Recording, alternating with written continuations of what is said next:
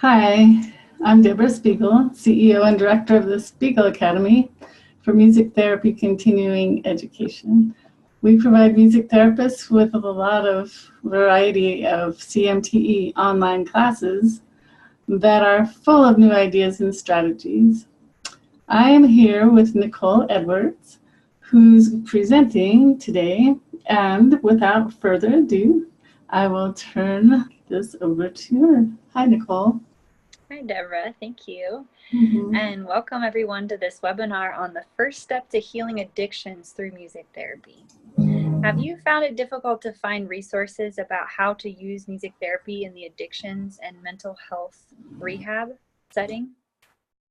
Would you like to learn some protocols that you can use to immediately apply music therapy methods with your clients? I'm talking about interventions that work in conjunction with client goals, as well as the 12-step program. If so, then you're in the right place. My name is Nicole Edwards, and I am a registered mental health counseling intern and music therapist at an addiction center in Fort Lauderdale, Florida. This is a dual diagnosis facility that helps individuals ages 17 and up to recover from drugs and alcohol addiction. I see clients in both group and individual formats, 5 days per week in our residential, inpatient, and intensive outpatient programs. They come to us from detox usually, and we see them for about 45 to 90 days. My inspiration for teaching this course comes from the fact that I was really finding a dearth in the research around how to use music therapy in addiction and mental health rehab. This was causing emotional fatigue and burnout in my life. So it's really proven difficult to feel supported in this setting because there just aren't a lot of resources for us music therapists out there. This is really my goal to give you protocols using the 12 steps as a model that you can apply immediately with your own clients in whatever setting you work in. So starting with the first step of the 12 steps of AA or NA, that is, we admitted that we were powerless over addiction, that our lives had become unmanageable. We admitted that we had a problem and became honest about a sincere effort to resolve it. When we did this, we stopped fooling and deceiving ourselves. So the focus of this first group for the first step is, I called it, I'm only human. And this group that I've used in this setting several times has proven to be really effective with clients, especially who are first coming into rehab and they're not really familiar with the setting. Everything is new, everything is changed. The people that they're seeing are changed. They're feeling a bit uncomfortable, and addiction is really a disease of fear. And so when they come in, they have all these uncertainties, they are unfamiliar with the environment. This intervention really helps them to come into this setting and feel more connected. So I'm calling this intervention, it's called I'm Only Human. And the principle that it goes along with is, of the first step, is honesty. So many addicts beat themselves up and blame themselves for things that they've done in their past, which creates a lot of guilt and shame. They might lash in at themselves or blame others because they're too ashamed to admit their wrongs and take ownership of their past. So I wonder if you have noticed this with your own clients. And at any point during this presentation, when I write or when I ask you questions, you can post them in the comments section of this presentation. And if I'm going to try to answer them as best I can, and I think Deborah's going to help me out with that. But if I don't answer them, then I'll email you after the presentation to answer any further questions. So the first step in climbing outside of this denial is really to be authentic with where we came from, and that's really in realizing that we're all human. The purpose of this first step group that I've designed is to give clients an experience that teaches honesty about our humanness, knowing that we all make mistakes and it's okay to be wrong. And a lot of times addicts don't realize that in their mindset. They're first coming in that intensive inpatient program. They have a lot of shame, a lot of guilt, a lot of fears of being wrong and looking bad and all of that. So this exercise teaches open-mindedness and acceptance of ourselves through connecting openly and honestly with others. And it's this sense of community and connection with others which often is the motivating factor for individuals. So it motivates them into the active stage of change. So I'm going to play this song for you now. So this song is called Human, and it's by Christina Perri. And I have the lyric video up. So you're going to listen to the lyrics and see what they mean to you, and I'll demonstrate how I use this song in this first step group.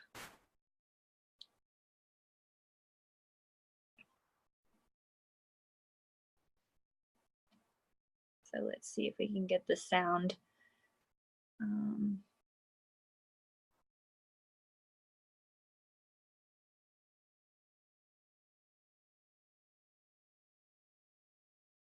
And Deborah's going to help me out with this. So we're just trying to see if we can get the sound to work.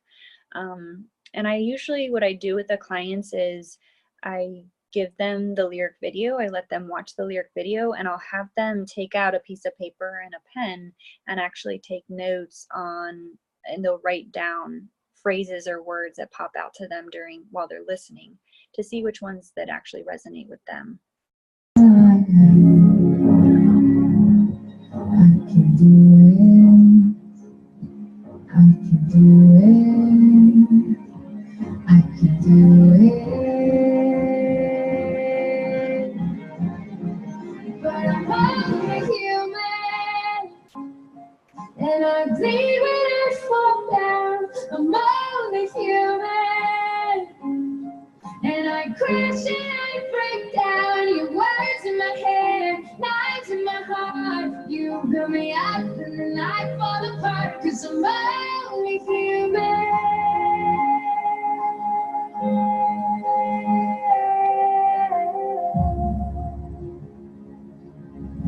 I can turn it,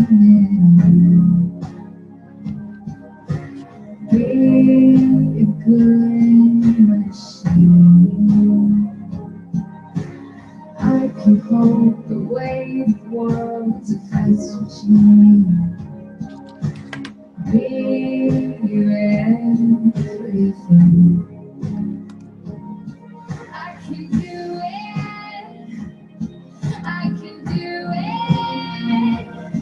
I've been through it, but I'm only human.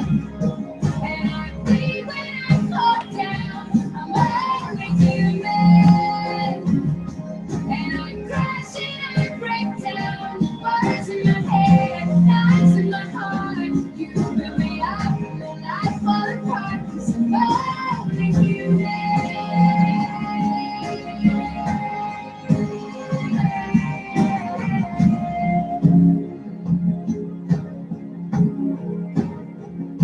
I'm only human.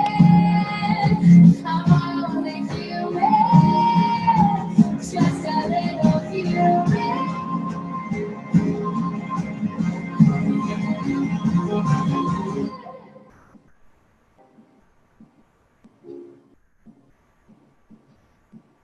I can take so much till I've had enough.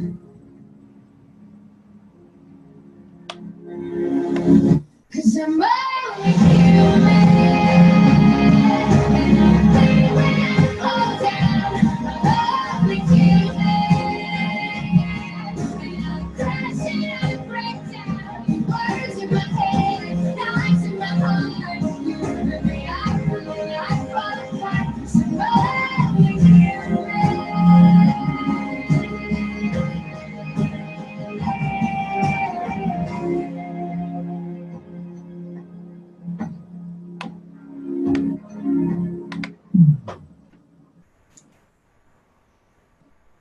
Yeah, so I don't know if you could, I couldn't see the lyrics on there, Deborah, but so I don't What know did you see? I just saw it like froze in place, Oh, but no. that's okay. I brought up the lyrics here in case they couldn't hear it. or couldn't hear it. So yeah, so some of those lyrics were, I can hold my breath, I can bite my tongue, I can stay awake for days if that's what you want. Be your number one, I can fake a smile, I can dance and play the part if that's what you ask. I can do it, but I'm only human and I bleed when I fall down. I'm only human and I crash and I break down. Your words in my head, knives in my heart, you build me up and then I fall apart because I'm only human. And then it goes on, I can turn it on, be a good machine. I can hold the weight of worlds if that's what you need, be your everything. I can do it. I can do it.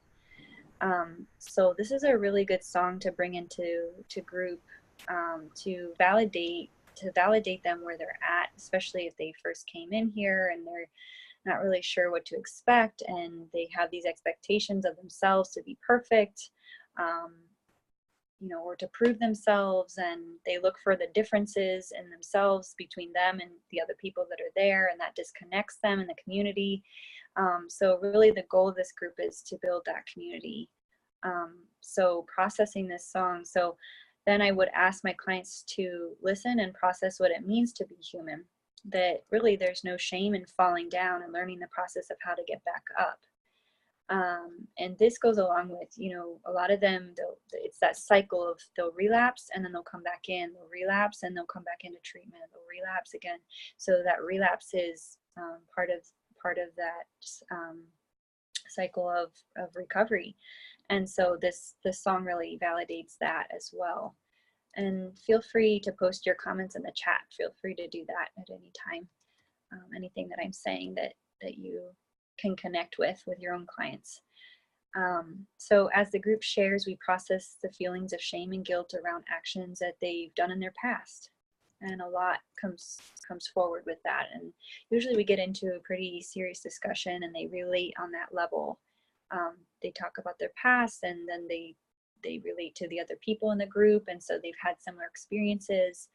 And then going into the next part of this experience. So part one is really the processing and getting into depth about how we are all human and how do we connect on that level. And then the second part is, I want you now think of one of your clients and type into the chat one true statement that they might share if you were to ask them to write down one honest fact about themselves that's personal to them. So it might be something like, well, I've been to jail before, or I've been made fun of for my racial background, or I had somebody say I was physically abused as a child. I had another person say I was raped when I was 22 years old, or I'm 100% willing to stay clean after I get out of treatment. I had a client say that one time. So go ahead now and type, think of a client and type into that chat maybe one true statement that they would share, maybe one honest fact about themselves that's personal to them.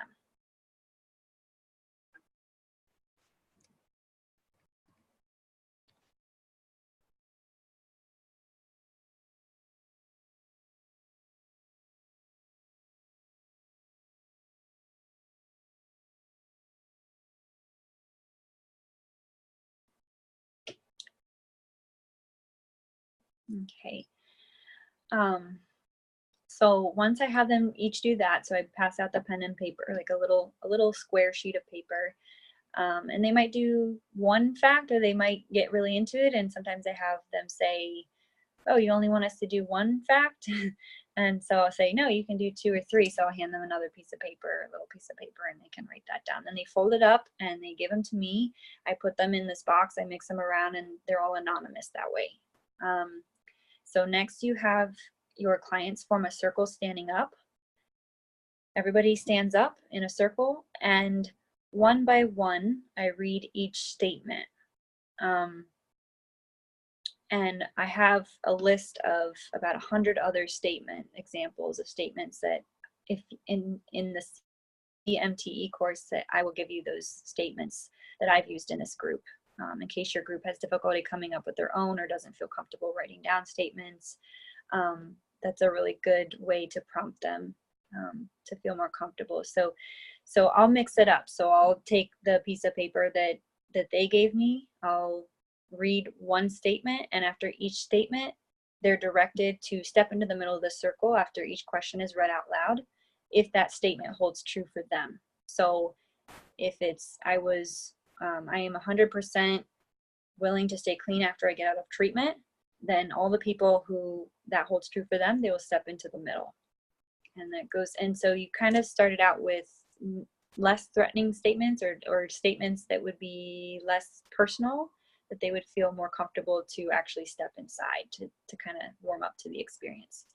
And then, let's see, and then finally, so we do that probably a good 10 minutes, 10, 15 minutes, and then they're directed not to talk during that experience, and they step out of the circle. And sometimes I'll read a statement, and then I'll ask them, if you were the middle child, stay in the middle of the circle, for instance, like just stay there or step in. So kind of mixes it up and makes it more interesting for them. And finally, you process the experience with the client. So have them sit down, and then I'll ask them questions such as, well, what surprised you about this experience? Was it uncomfortable for you, or was it completely comfortable? Another good question I often ask them is, how many of you lied about one of those statements I read because you were too afraid to be judged?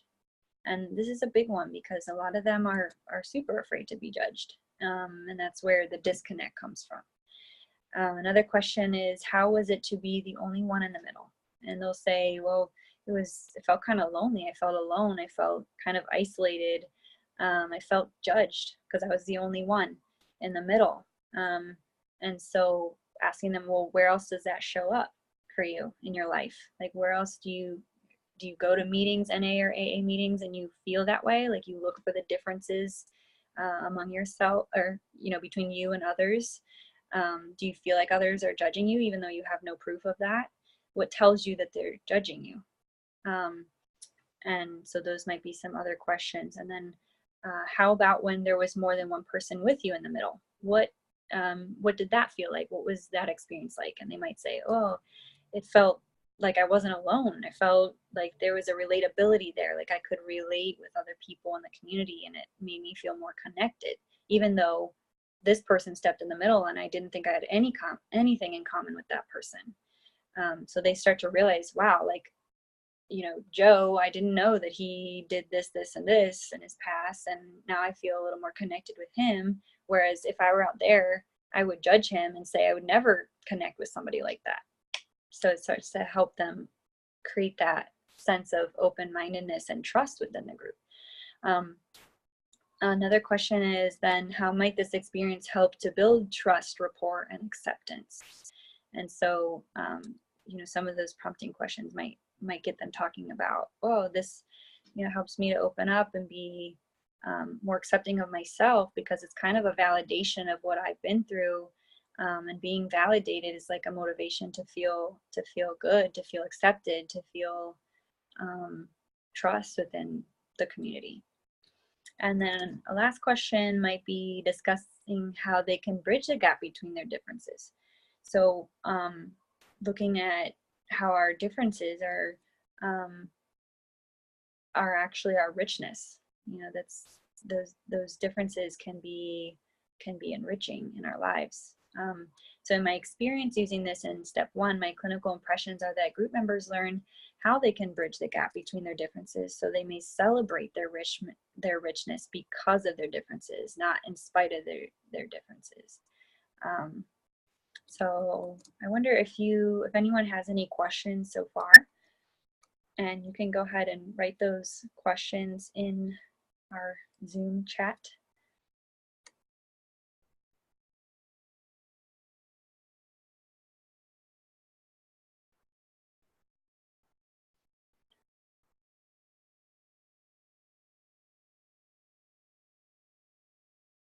And one other thing I wanted to mention, I forgot to mention this,